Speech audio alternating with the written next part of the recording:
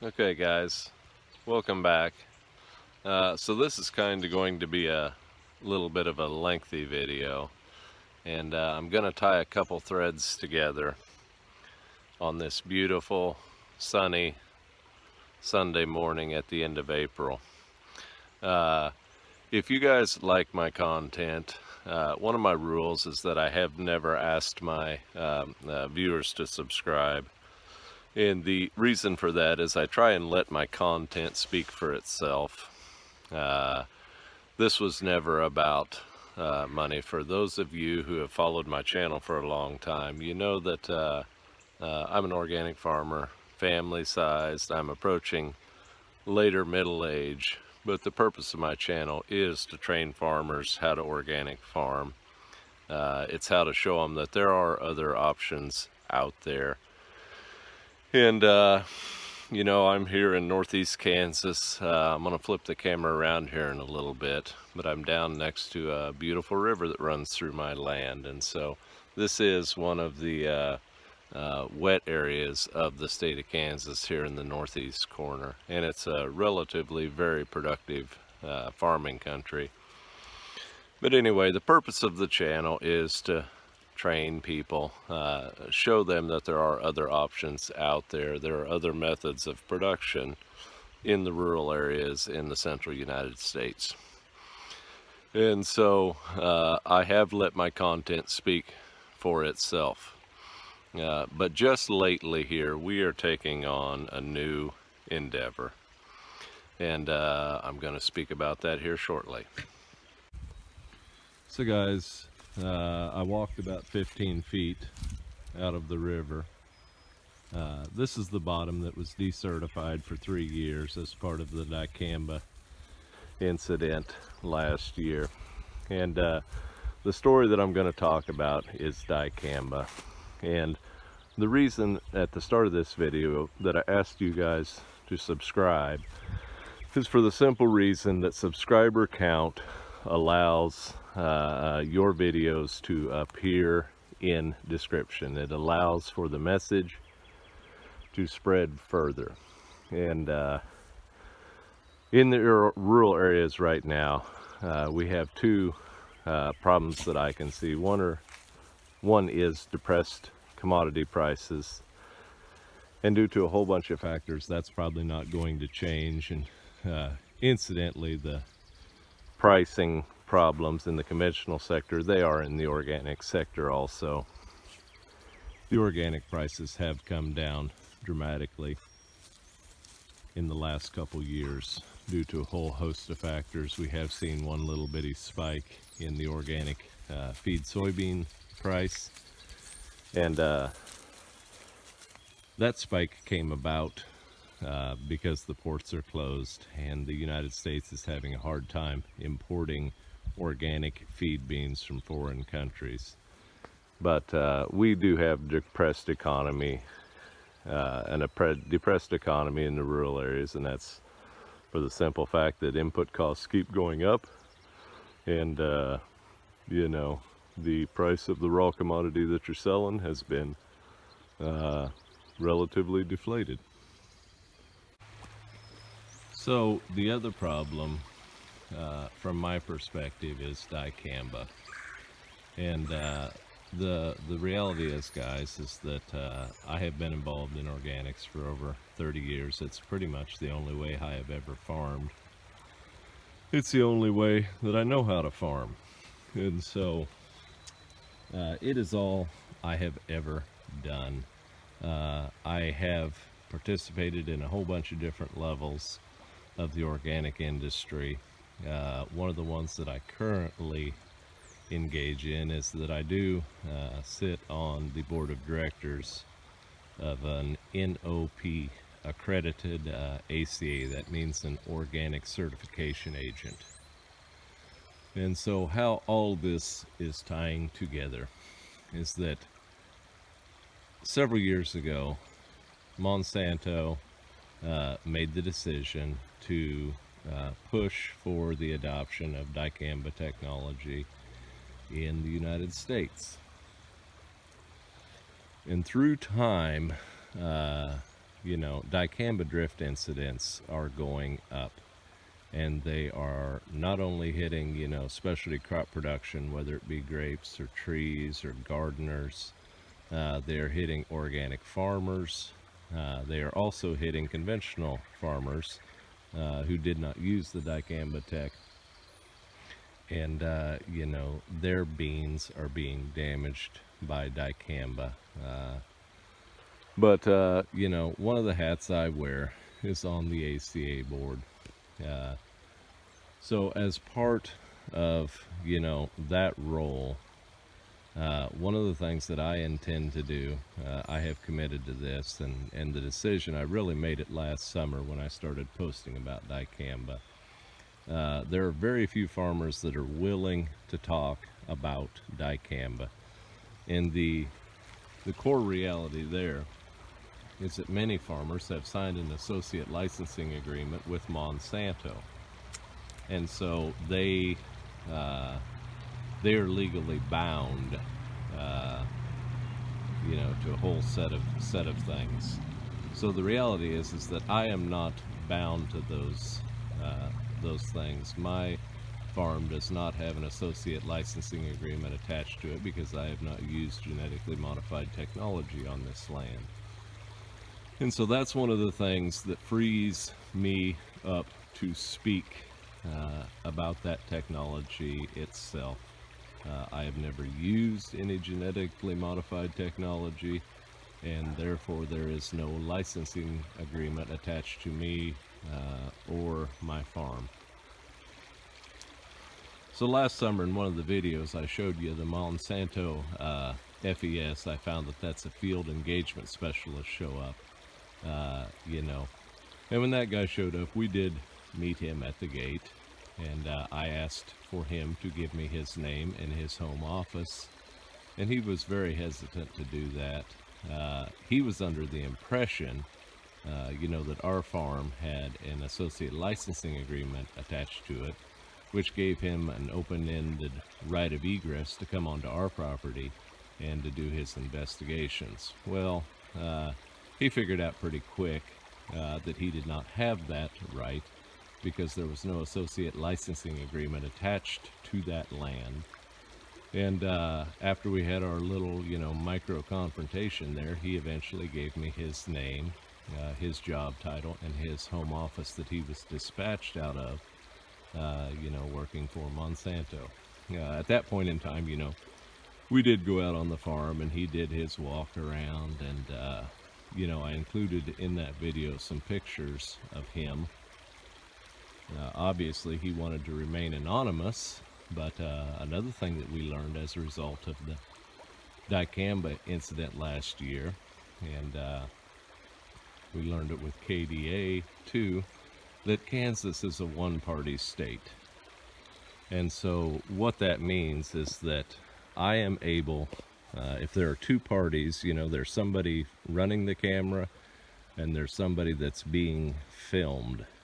And Kansas being a one-party state is that if a film is made, either one of those two parties can publicly, publicly display the film. And so, yes, when KDA did come on my land last year, I had the right to film them. I had the right to film anything that happened on my land and then to publicly disperse that. That is one of the small progressive things that the state of Kansas gives me. But anyway, the bigger point is that I have not signed an associate licensing agreement with Monsanto or Bayer or BASF or Syngenta or ChemChina or any of the, chemical companies. And so I have a degree of freedom to speak out that very few other farmers have. And when I'm speaking out, I try and be fair. I try and be open. I try and tell the whole story as much as possible. I have always come at it from the perspective that I don't tell other people what to do on their land. At the same time, what I do ask of my neighbors is to extend that same respect to me. And, you know, the irony there with the whole chemical and the dicamba is that if there was a noxious weed on my property that was propagating or spreading onto my neighbor's land, you know, they would be the first to use the force of the law to come down on me and to force me to deal with that noxious weed, whatever that noxious weed would be. You know, the state reserves the right to come onto my land and kill by whatever means they deem correct, you know, a plant growing on my land. And to me, that's just a little bit of the irony. Boy, there are a lot of ironies in the rural areas, but that is a pretty big irony. At the same time, my neighbors are applying dicamba. That dicamba is traveling onto my land, and you know, nobody wants to accept responsibility. In regards to our individual drift incident, the neighbors are not going to take responsibility, and so we are litigating that. There's Dolly swimming across the creek. Boy, she's quite the hunter. Dolly. Good dog, and she comes back. Anyway, in our personal event, we're going to have to litigate that, and we're in process, and so I'm not going to speak a whole lot about that. Suffice it to say that, you know, I had dialogue with the neighbors before dicamba was ever used on their land. I had conversations with them during the season. I had conversations with them at the end of the season, all of which I've kept records of. Every interaction, I've kept a record of it. And I've tried to be as professional and as calm about the situation as possible. You know, the greater good that I've said this in the comments, I haven't said it in a video, but the greater good that needs to come out of this is that we all need to respect each other's private property rights. You know, last year, I am aware, in my role on the ACA board, I am aware of multiple chemical drift events, and the problem is widespread. It is a growing problem.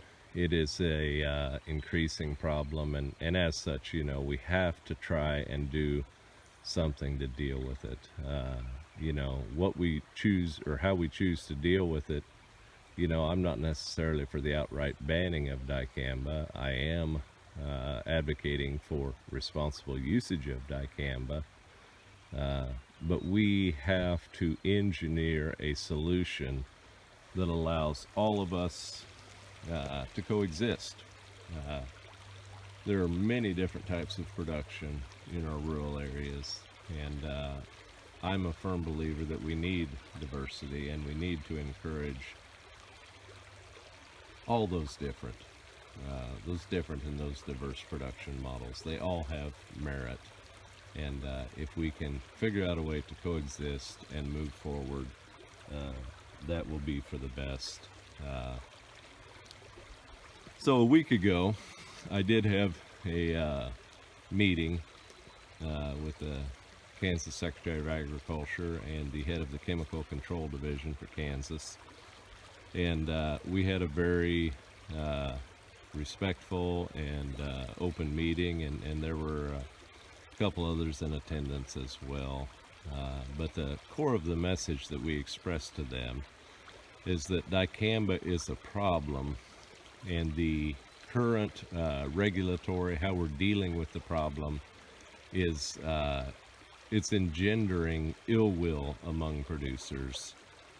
It is a problem, and until something changes, the problem will get worse. And like other problems in these times of depressed economic, you know, in a depressed economic environment in the rural areas, when you add some of the stresses, you know, when farmers start to have their livelihood taken away from them by their neighbors' actions, It's just a volatile situation, and it's not good, and it's going to get worse when uh, commodity prices continue to drop. But I am attempting to foster dialogue and solutions to this issue, and it's not easy. It's not necessarily an easy thing to talk about. But the reality is that I am a farmer who is somewhat stable, and I do have the ability to speak about these issues, and that comes back to the whole subscription question. Is that these issues, I think, are important issues that need to be discussed, and we need to have, in effect, society-wide discussion about production models. Some of our production systems that we have built up are not necessarily stable, and we're seeing cracks here and there in our production models. One of those, in regards to Dicamba itself, is that now we have weeds that have become resistant to the chemical Dicamba. And so, what was purported to be a solution by the chemical company here 3 or 4 years ago, turns out it was not a solution. It was a band-aid to a bigger problem. And the band-aid is starting to fail, and we're even seeing some weed resistance issues in our part of the state. And so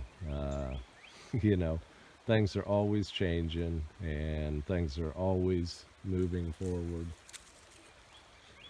and you have to be able to adapt. Sorry for my shaky hand there. So anyway, the final thing that I want to relate here is that as part of serving on that ACA board, I am committing myself, and I have sought guidance from my fellow board members on our board of directors.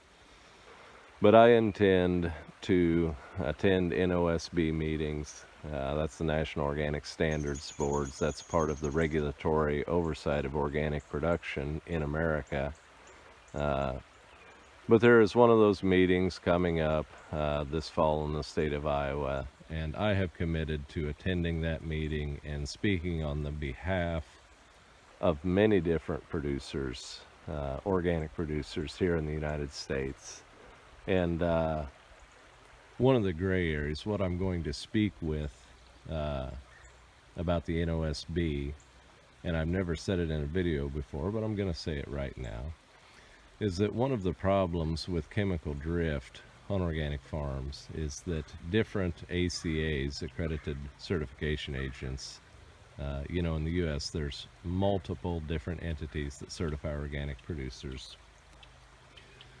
But it is a gray, chemical drift is a gray area, and different ACAs are handling chemical contamination and chemical drift differently. And so the standard that the NOP, and by extension the NOSB's oversight of, the chemical contamination standard that was created 20 years ago is no longer working today. Basically, we had a model that was stable, and then situations changed, and now the model is no longer stable or relevant. And so we, as producers of organic food, consumers of organic food, whatever, Dicamba is forcing us to re-examine that model and to come up with a new model, a new solution, a new way that we can move forward, and that we can ensure transparency and ensure the consumers of organic food that their food actually is organic. And so I don't have all the answers, but I intend to start that dialogue with the NOSB, and I intend to push the NOSB and the NOP, specifically the NOP, to issue what is called a formal guidance on how they are going to deal with chemical drift on organic farms going forward. because the reality is the model that we have now is failing horribly, and a lot of people know it. And so I'll step up here. I have told you this in another couple videos, and I've mentioned it in the comments. I don't know if I've made a video specifically about it, but here's the beautiful oat field, the field that will be decertified for 3 years now to transition back to organic production. And on a positive note, it's really looking like a good oat year.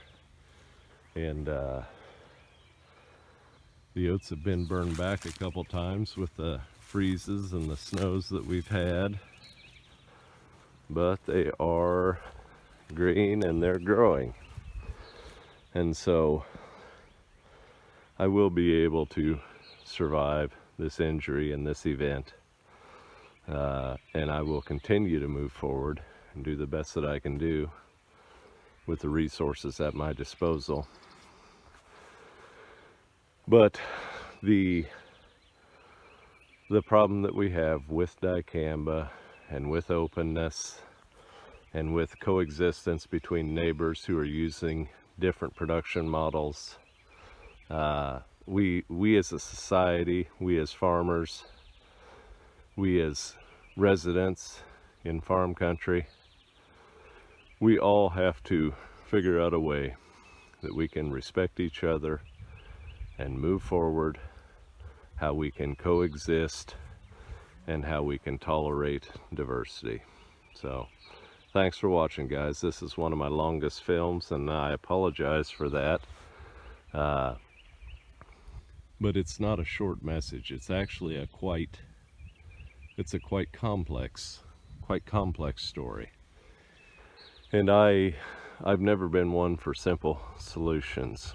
You know, nature itself is complex, and the stories that we tell about nature, as a result, they need to be complex as well. They need to have respect for the complexity, respect for the people, respect for the animals, and respect for the environment. But anyway, it's a beautiful April morning.